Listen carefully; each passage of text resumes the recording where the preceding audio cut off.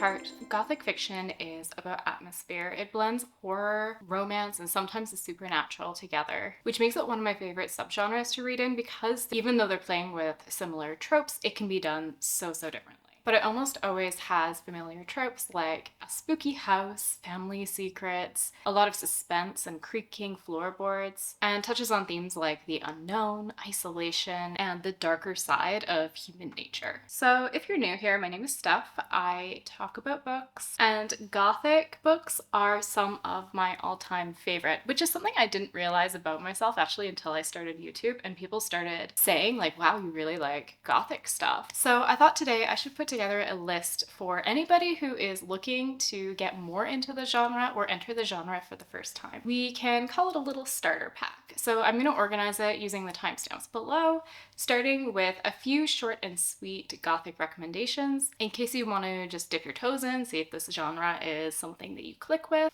Then I'm going to take you through some of the classics that I think are really seminal to the genre and also are still like fun to read. And finally, I'm going to talk about some of my absolute favorite modern takes on the Gothic. Some of those are really genre bendy, incorporating things like fantasy. They lean more heavily into the horror aspect, or even sometimes are more gently Gothic and a little whimsical. So diving straight in with short stories and novellas. These are things that you could read in an hour, maybe a couple of hours, just to see if this kind of writing style is something that appeals to you. So the very first ones that I'm going to talk about are Edgar Allan Poe. You might have read these in school. Some of my favorites are obviously The Raven, which feels like a super basic goth girl recommendation, but it really is one of the most beautiful and like haunting stories that I have ever read. But you might also want to check out The Telltale Heart, which really touches on madness and paranoia and suspicion and murder, or The Fall of the House of Usher,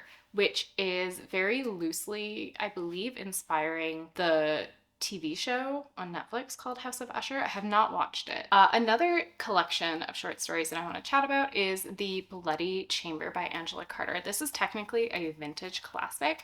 These are fairy tales that Angela Carter has written, but they take really heavy inspiration from classic fairy tales. They tend to be very feminist, quite dark, and sort of sensual. They're very delicious stories to like just lap up. So there's a real variety here. The Bloody Chamber is a retelling of Bluebeard, but I also love Lady in the House of Love. We have retellings of Puss in Boots, Beauty and the Beast, there's vampires, there's werewolves, there's honestly everything. This book is just everything. It is one of my all-time favorite books ever. And it's a really great sampler of not just Gothic short stories, but Angela Carter's best work in my opinion. Another one I want to recommend is We Have Always Lived in the Castle. This is by Shirley Jackson, a horror writer in the 20th century. This story uses one of the greatest tropes in Gothic fiction, which is that spooky castle or manor house that has a lot of usually family secrets or skeletons in the closet. The story unfolds from the point of view of Maricat, and the rest of her family has died somewhat mysteriously. The villagers are very suspicious of them, and Maricat's inner monologue or dialogue is very spooky and creepy, but she's also, in a weird way, kind of endearing. And again, the atmosphere and that sort of unreliability, that hint of are the villagers suspicious of them for a good reason, is kind of always lingering at the edge as the story kind of unfolds between her, her sister, and her uncle who survived that fateful night. The last kind of shorter story novella type of book that I want to recommend is Carmilla. This is one of the first vampire novels. It is sapphic. Fun fact, he got away with making it about two women because he said, well, one of them is a vampire, so she's not human anymore, so they're not really lesbians. And everybody was like, makes sense, yeah, great. So Carmilla follows a young woman who lives in kind of an isolated estate. I think it's like a small castle. You know, it's not a big castle, it's just like a smaller one. And one day there's a woman that comes to visit them, but she doesn't quite seem human. Now I've already kind of spoiled it and said that she was a vampire. Then we see the development of their relationship, and it's just really interesting when you're looking at things like consent, sexuality. Even though it was published in 1872, it's a very easy read and it's very fun. It's quite relatively fast-paced. So after that, I want to talk about some of the classics. So I always recommend to people that they do give some of the Gothic classics a go, even though some of them are not always super easy to read, because I find that very often in this genre, the more contemporary books are referencing or in conversation or subverting something from a classic novel. And it adds a real layer of depth when you're kind of familiar with the original books, but they're definitely not required reading in order to enjoy the ones that are later on in the list. These are just some of the ones that I personally really like. So I will start with one of my absolute favorites. This is really just a way for me to talk about all of my favorite books. Ha ha ha. And that is Wuthering Heights. Out of ease of reading, this one is probably the more difficult one just because we have two timelines and both timelines focus on a woman named Kathy. So if you don't know that going in, you might get a little bit confused. But what makes this really sort of quintessential Gothic is how she uses the landscapes. Like there's just no good weather in these books. At all. I should have said that in the description of the genre. There is no good weather. There's not a single sunny day. It is always gloomy. But this is set on the moors. It's exploring obsession and revenge and revolves around this kind of core relationship of Kathy Sr. and Heathcliff. They grew up together. He's in love with her. She's in love with him, but she marries somebody else. And then we also follow the perspective of her daughter, Kathy, who's encountering Heathcliff in his later years, and he is just as broody, obsessive, hell-bent on revenge, and honestly quite tragic and a toxic person. Some people say this is a romance. I kind of think it's a story about generational trauma and abuse, but there are some like obscenely, like painfully rip your heart out lines. And I can't lie and pretend that that isn't half of the appeal of this book. Okay, the next one that I want to tell you about is, Jane Eyre. I don't have a copy of this because it is my least favorite Bronte book so far. But Jane Eyre is another one that we're probably all familiar with. This is following through her kind of unfortunate life, through boarding school, and then as she becomes a woman and moves as a governess to this big grand old home with a lot of secrets and squeaky floorboards and people trying to get into your room in the middle of the night to care for a little girl and have a very tumultuous relationship with Mr. Rochester. Fantastic book, even though I personally love to just skip the whole boarding school part. Jane Eyre has so many tropes, if you aren't familiar with them, that come up again and again all throughout Gothic literature. It's probably one of the most influential books that there is. After that, I want to talk about the first sci-fi novel written by a woman, and that is Frankenstein. Again, I love this book so much. And I love the quote on the back. It says, "I will revenge my injuries. If I cannot inspire love, I will cause fear." So in this, we're following Frankenstein. He creates life by stitching together a bunch of corpse pieces and like zapping them to life with electricity, essentially. We also follow the monster, who never really gets a name because Frankenstein is so horrified by what he has created. When it's alive, he abandons his creation, and then the monster goes through this process of understanding humanity, of understanding being a human, and understanding love and what it's like to live in the lack of it. It is kind of heartbreaking. It is such a fascinating examination of monstrosity and frankly of daddy issues. I love this book. This was a huge inspiration for the book that I'm currently writing. I cannot encourage more people to read Frankenstein. It is so good.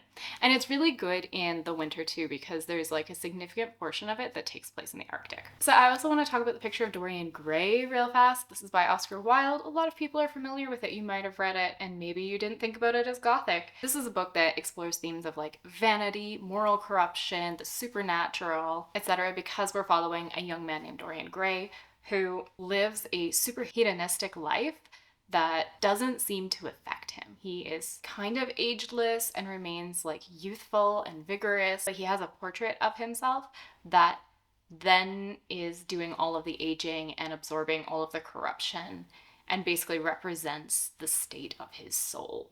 It's so good. 10 out of 10. So the next one is probably not quite as old, maybe, as some of these books. I don't remember when Dorian Gray was published, but That is Rebecca, and I'm including it on the classics because it has had such an incredible influence on like every other Gothic that I have ever read almost.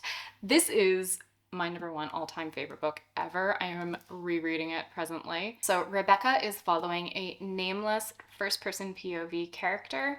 She's a young woman who was kind of like a lady's companion and is on vacation with this like lady that she's working for in Monte Carlo. She meets a much older, handsome man who is recently widowed named Mr. De Winter. She really promptly marries him and goes to move into his vast, old, beautiful house called Manderley. So it starts off as very much like a romance, and then it becomes like a romantic suspense, heavy on the suspense and the mystery, because our main character is haunted by Max De Winter's first wife, Rebecca.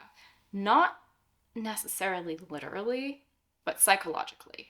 And that is really encouraged by this really creepy, vile, malicious old housekeeper, Mrs. Danvers, who's kind of like the main antagonist of the book. This is one of those books that I reread almost every year, and I feel like I get something different out of it every single time. And it's an incredible exploration of jealousy, and the way that Daphne du Maurier uses words is astounding. I have never read so many lush, stunning descriptions of flowers that make me feel like creepy and unsettled. It is incredible. If you read one book on this list, please read Rebecca and then come back and tell me how much you love it. Please, if you don't love it, don't tell me. I don't want to know. Okay, so the last book that I want to talk about while I'm here on this list is probably not the best one to start with because it's a satire.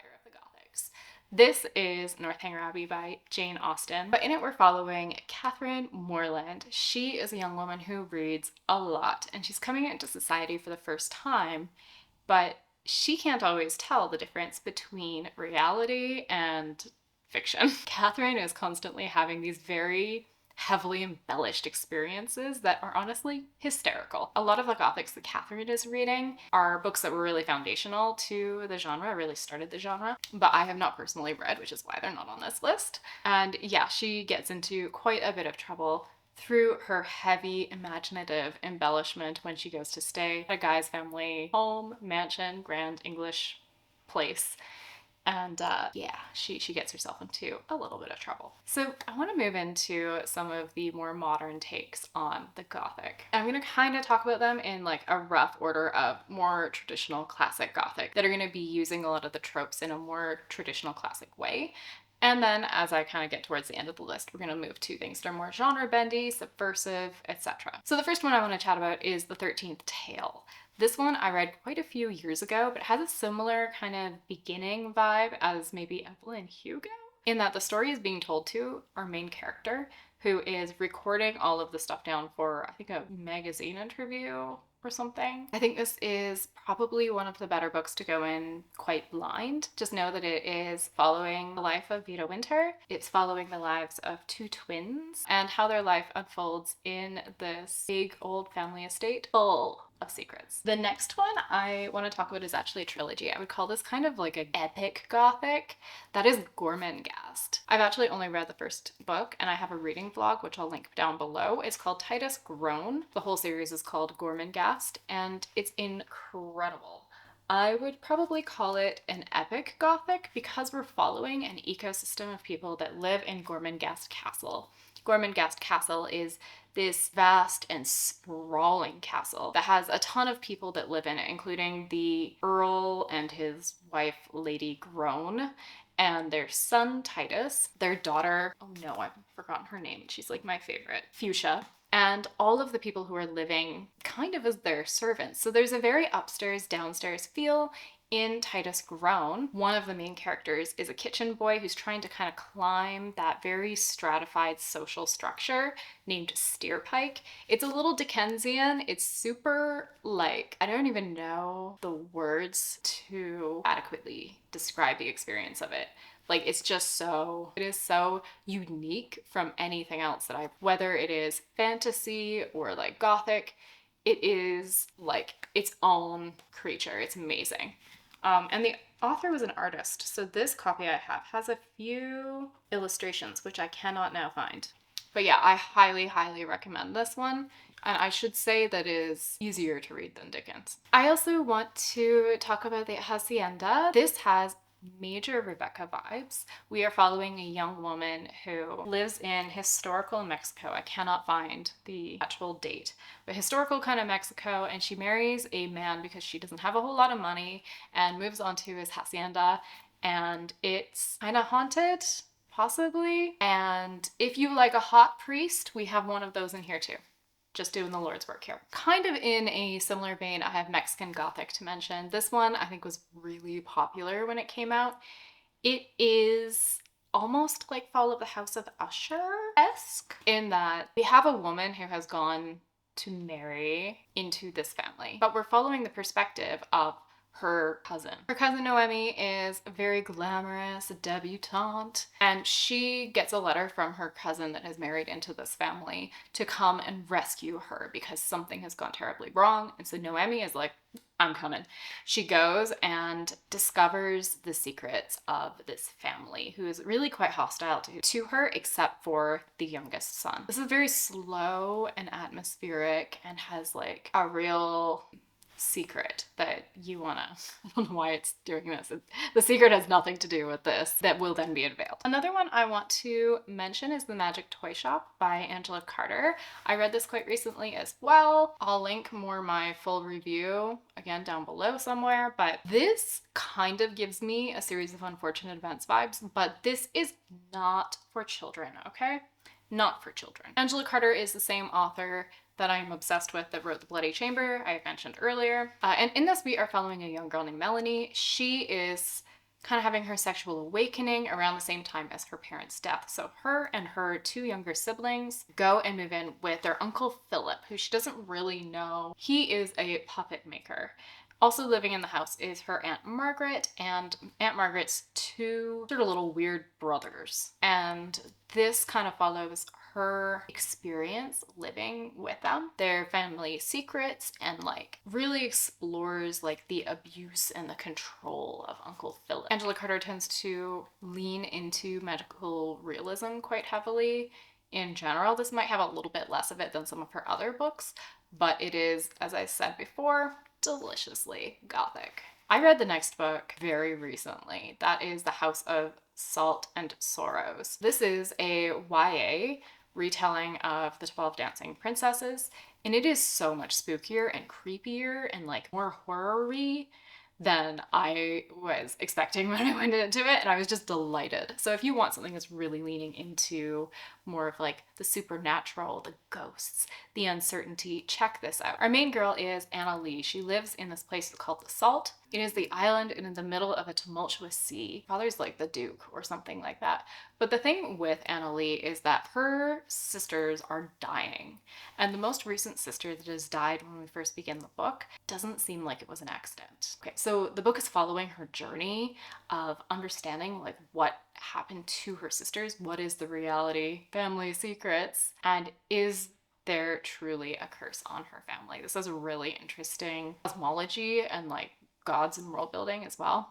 So good. I think dark academia and Gothic vibes tend to go really well together, and that's exactly what you'll get in A Study in Drowning. This is also YA, but it's kind of like upper YA, I would say. In it, we're following Effie. She's an architecture student because she's living in a very Welsh-inspired world where she cannot study literature, but literature is her real passion. So she gets this opportunity to renovate or redesign the house of her favorite author. So she goes there, and it is this house that is crumbling into the sea. And the current owner is the author who she loved's son, and he is a very like creepy, sus, spooky guy with a lot of secrets. But also living there is an academic rival named Preston, who is very like goody two shoes, stick up his ass kind of character, but also kind of soft and lovely.